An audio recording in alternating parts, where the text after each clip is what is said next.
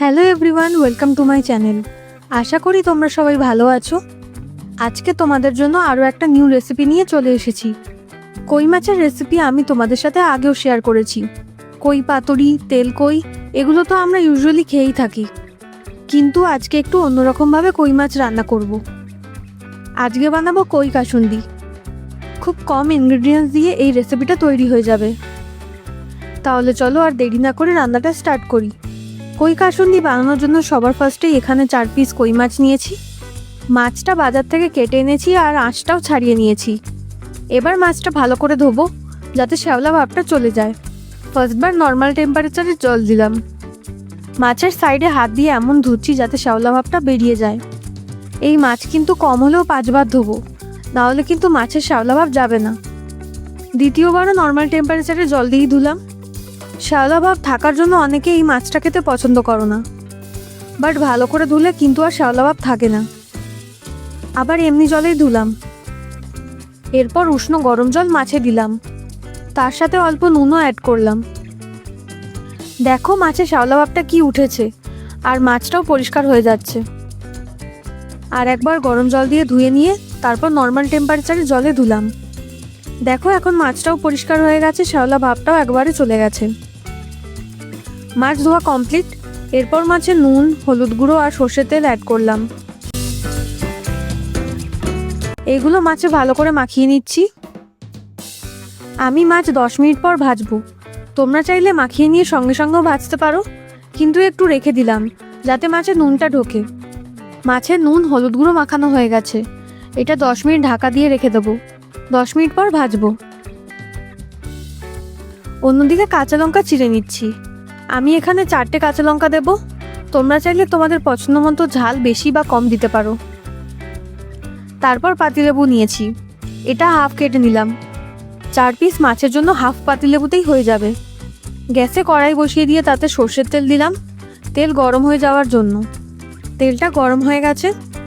এরপর মাছে নুন, হলুদ গুঁড়ো মাখিয়ে রেখেছিলাম, সেটার ঢাকা খুলে নিলাম। মাছগুলো ভাজতে দিচ্ছি। মাছগুলো যখনই তেলে ছাড়বে খুব সাবধানে দিও, আর গ্যাসের ফ্লেমটা লোতে রেখো, কারণ তেল ছিটকে আসে, তার জন্য হাতে লাগতে পারে। মাছগুলো ভাজতে দিলাম। সব মাছগুলো দিয়ে ফ্লেম মিডিয়ামে করলাম।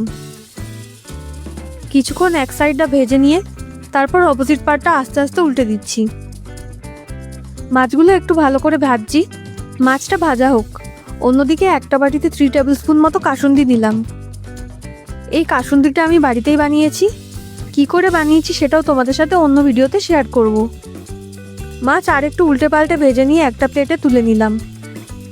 এই দেখো মাছগুলো ভালো মতো কড়কড়ে করে ভেজে নিয়েছি। কড়াইতে যা তেল ছিল সেটাই রেখেছি, আর এক্সট্রা কোনো তেল অ্যাড করিনি। এরপর সেই গরম তেলে কাঁচা লঙ্কা দিলাম, একটু ভেজে নিয়ে তারপর কাসুন্দি দিলাম। এরপর ফ্লেমটাকে একদম কমিয়ে নিয়ে তারপর সেটায় নুন, জিরে গুঁড়ো, কাশ্মীরি রেড চিলি পাউডার, হলুদ গুঁড়ো দিয়ে মিক্স করে নিয়ে হাফ বাটির চেয়ে একটু বেশি পরিমাণ জল দিলাম। এখন ফ্লেমটা আবার হাই টু মিডিয়ামে রাখলাম যাতে ঝোলটা ফুটে যায়। 1 থেকে 2 মিনিটের জন্য ফ্লেমটা হাইতে রাখায় ঝোল ফুটে গেছে, তাই মাছ ভাজাগুলো দিলাম। মাছ দেওয়ার পর 5 মিনিটের জন্য লো ফ্লেমেতে ঢাকা দিলাম যাতে মাছগুলো ভালোভাবে সেদ্ধও হয়ে যায় আর মাছে মশলাটাও ঢুকে যায়। 5 মিনিট পর ঢাকা খুলে নিয়ে আবার মাছগুলো উল্টে পাল্টে দিচ্ছি। এরপর আবার 5 মিনিটের জন্য ঢাকা দিলাম মিডিয়াম ফ্লেমে। তারপর ঢাকনা খুলে নিয়ে এখন ফ্লেমটা হাইতে রাখছি যাতে ঝোলটা আরেকটু ফুটে কমে যায়। এটা একটু গ্রেভি মতোই থাকবে, তাই জন্য। তোমরা ঝোল ঝোল পছন্দ করলে এরকম অবস্থাতেও গ্যাস অফ করে দিতে পারো। আবার একটু শুকনো গ্রেভি মতো চাইলে ঝোলটা হাই ফ্লেমে রেখে কমিয়ে নিতে হবে। আর একটু ঝোল কমে যাওয়ার পর এটায় আর একটু কাসুন্দি অ্যাড করলাম। তারপর মাছের সাথে মেশাচ্ছি। কাসুন্দি দিলাম লাস্টে যাতে কাসুন্দির ফ্লেভারটা আসে। এরপর গ্যাস অফ করে দিলাম।